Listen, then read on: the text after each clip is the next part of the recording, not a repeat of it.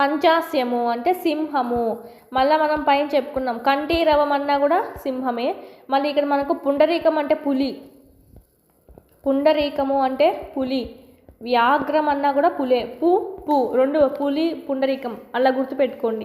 కంఠీరవము, పంచాస్యం అంటే సింహము. నెక్స్ట్ పన అంటే నుదురు, పయోనిధి అంటే సముద్రము, పరడవించు అంటే అతిశయించు, పవి అంటే వజ్రాయుధము పిడుగు అండి. పవి అంటే వజ్రాయుధము పిడుగు.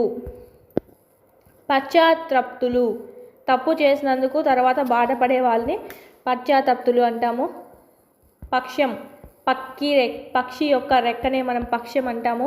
15 రోజుల కాలాన్ని కూడా పక్షం అనే అంటామండి. పదికుడు అంటే బాటసారి, పదికుడు అంటే పరక అంటే గడ్డి పరక.